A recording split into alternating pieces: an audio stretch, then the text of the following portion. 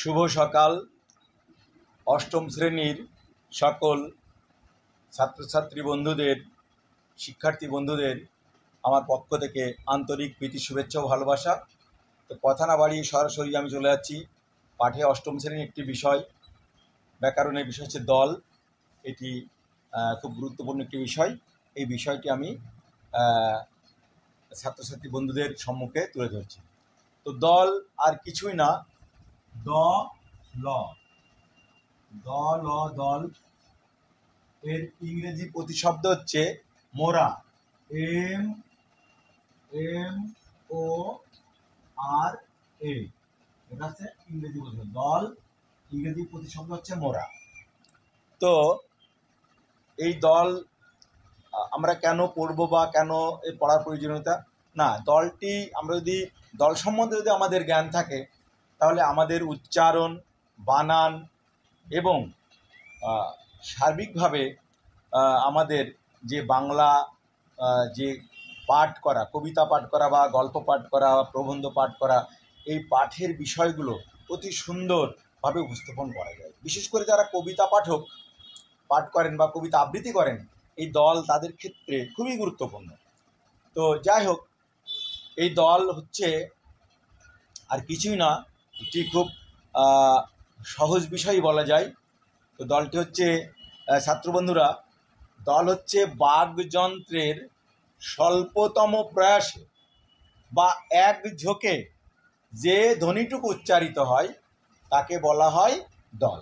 অর্থাৎ আমরা যে সকল শব্দ আমাদের উচ্চারণ করতে হয়, তার প্রত্যেকটা উচ্চারণ করতে গেলেই আমাদের বাকযন্ত্রের মধ্যে একটা আয়াস নিতে হয়, নাহলে শব্দটা পরিপূর্ণভাবে উচ্চারণ হয় না।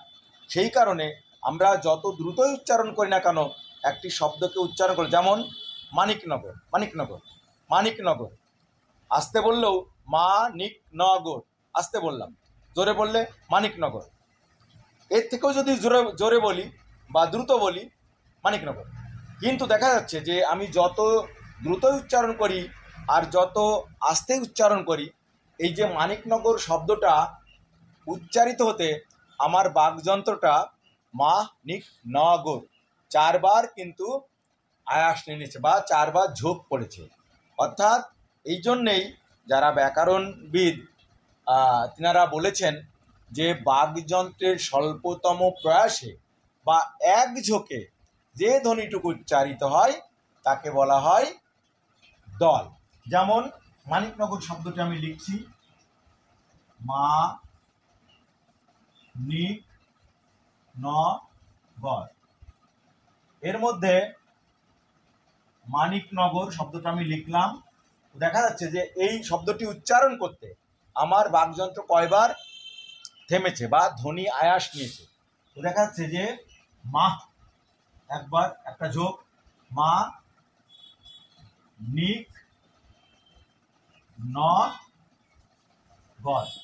এই যে 1 2 3 4। অর্থাৎ আমি যত দ্রুতই উচ্চারণ করি না কেন, এই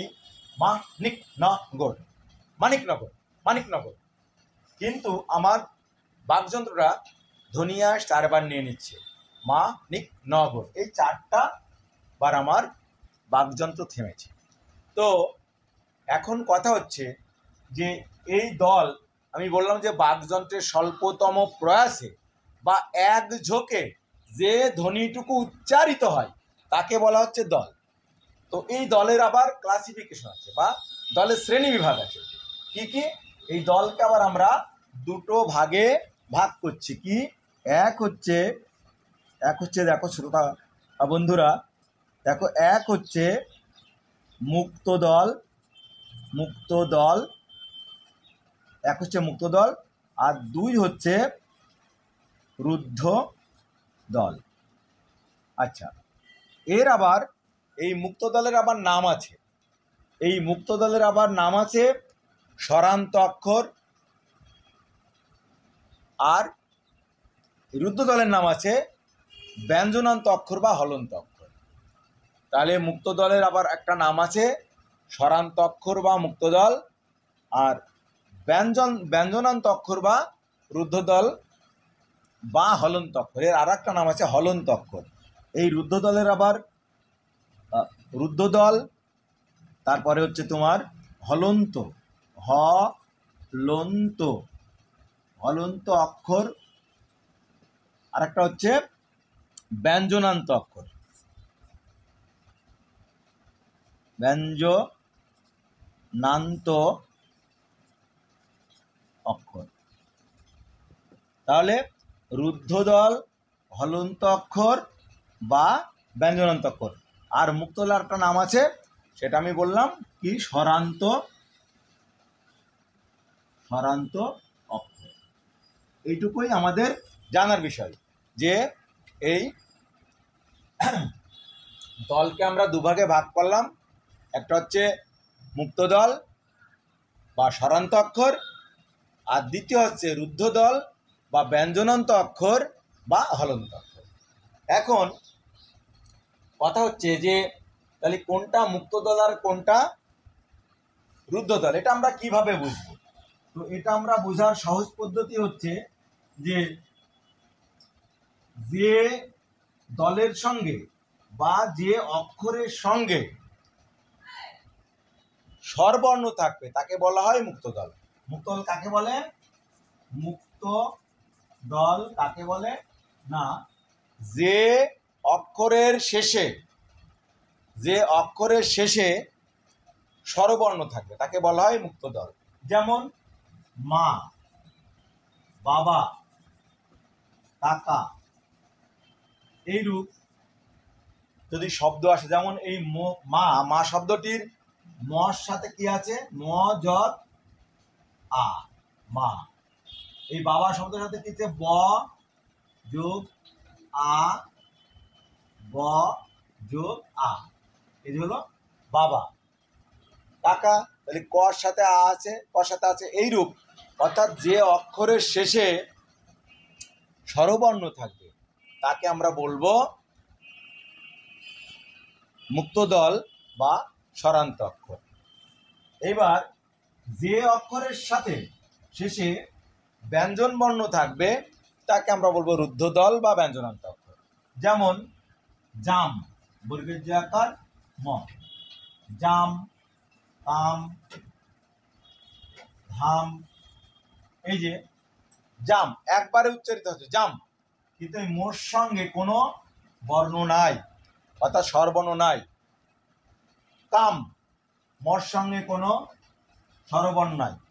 তাহলে এরকম শ্যাম, রাম, এইরকম শব্দের সঙ্গে, যে শব্দগুলোর সঙ্গে বা যে দলগুলোর সঙ্গে কোনো স্বরবর্ণ নাই তাকে আমরা বলবো রুদ্ধদল।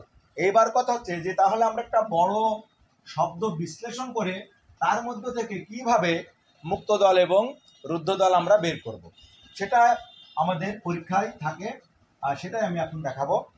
ধরো এখানে আমি লিখলাম একটি শব্দ আ রং ঘাটা, এই একটি শব্দ আমি লিখলাম। কি লিখলাম? আড়ংঘাটা।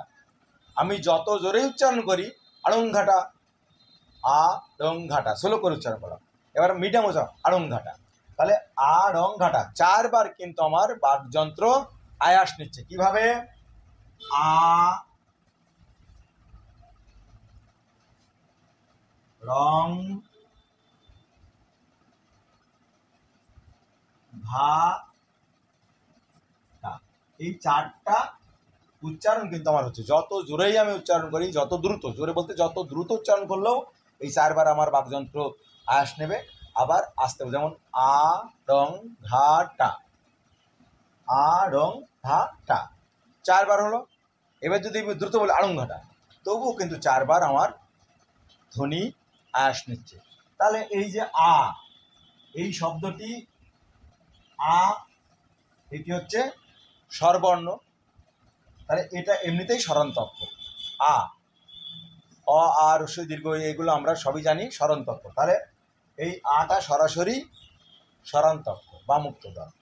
রং, এই যে অনুস্বরের সঙ্গে কিন্তু আর কোনো রং, এর সঙ্গে কোনো অনুস্বরের সঙ্গে কোনো বর্ণ নাই, কোনো স্বরবর্ণের যোগ নাই, এই জন্য এটা হলো রুদ্ধদল। ঘা, এই ঘর সঙ্গে কি আছে, এই ঘ যোগ আ হলো ঘা।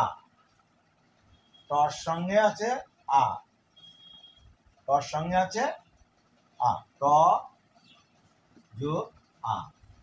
তাহলে এটার মধ্যে আমরা দেখলাম একটা দুটো তিনটে হচ্ছে স্বরান্ত অক্ষর, আর একটা হচ্ছে ব্যঞ্জন অক্ষর। হচ্ছে রংটা হচ্ছে রুদ্ধদল, আর এই তিনটেই হচ্ছে স্বরান্ত অক্ষর বা মুক্তদল। আমি আরেকটি উদাহরণ নিয়ে বিষয়টা পরিষ্কার করে দিচ্ছি। এটা পরীক্ষায় থাকে, অর্থাৎ দল নির্ণয় করা থাকে যে এটার মধ্যে কি দল। তবে ছাত্র বন্ধুরা, তোমাদের একটি কথা বলছি যে এই দল কখনো চোখ দিয়ে পড়তে যাবে না, অর্থাৎ চোখ দিয়ে দেখবে কিন্তু উচ্চারণটা করবে, জোরে উচ্চারণ না করলে কিন্তু দল শিখতে পারবে না। কারণ হচ্ছে কি, যে ছন্দের আবেদন বা শব্দের আবেদন কানের কাছে, অর্থাৎ আমরা কান দিয়ে শুনে নেব। যেমন, কারণ ছন্দের আবেদন যেহেতু কানের কাছে, সেটা চোখ দিয়ে যেমন সেটাকে বোঝা যায় না, সেজন্য চোখ দিয়ে আমরা দেখব কিন্তু পড়ার সময় সেটাকে আমরা উচ্চারণ করবো জোরে জোরে, এবং কান দিয়ে সেটা আমরা বুঝে নেব। যেমন আমি একটি উদাহরণ দিয়ে সেটাকে বুঝিয়ে দিচ্ছি। যেমন বিদিশার, বিদিশার এই শব্দটি, এটা বিদিশার, যত দ্রুত উচ্চারণ করি বিদিশার 3 বার উচ্চারণ হচ্ছে, আবার আস্তে উচ্চারণ করলেও বিদিশার। তো এর মধ্যে আমরা বুঝে নেব যে বিদিশার শব্দটি হচ্ছে বিদিশার। এই যে তিনটে দল পড়লো বা মোড়া পড়লো, এইবার আমরা এটাকে কিভাবে বুঝবো যে কোনটা স্বরান্ত অক্ষর আর কোনটা ব্যঞ্জনান্ত অক্ষর? তাহলে আমি বলেছি যে শব্দের সঙ্গে বা যে দলের সঙ্গে বা যে অক্ষরের সঙ্গে স্বরবর্ণ থাকে তাকে আমরা বলবো স্বরান্ত অক্ষর বা মুক্তদল। যেমন এই যে ব, বিদিশার, তাহলে বর সঙ্গে কি আছে, ব যোগ হর্ষয় হলো সমান বি। এই দির সঙ্গে সে ঠিক একই রূপ, দ যোগ হর্ষয়। আর সার, এই যে সারের সঙ্গে কিন্তু কোনো স্বরান্ত অক্ষর নেই। তাহলে যে বর্ণের বা যে দলের সঙ্গে ব্যঞ্জনান্ত বর্ণ থাকবে বা ব্যঞ্জন বর্ণ থাকবে তাকে আমরা বলবো ব্যঞ্জনান্ত অক্ষর বা রুদ্ধদল। ঠিক তদ্রূপ আমরা এখানে দেখলাম যে তিনটে শব্দ পেলাম, তিনটে দল পেলাম, একটা হচ্ছে বি, একটা দি, আর একটা সার। তাহলে ব আর বি আর দি হচ্ছে মুক্তদল, আর সারটা হচ্ছে রুদ্ধদল। তাহলে আজকের মতো এখানেই রাখছি। ভালো লাগলে অবশ্যই ছাত্র বন্ধুরা লাইক, শেয়ার এবং সাবস্ক্রাইব করে পাশে থাকবে। আমি পরবর্তীতে তোমাদের জন্য ধাতুর ক্লাস নিয়ে এসে উপস্থিত হব। যাক, আমি নতুন তো একটু আড়ষ্টতা আসছে, হয়তো পরবর্তী ক্লাসে সেটা ঠিক হয়ে যাবে। সবাইকে আন্তরিক প্রীতি শুভেচ্ছা এবং ভালোবাসা রইল। ধন্যবাদ।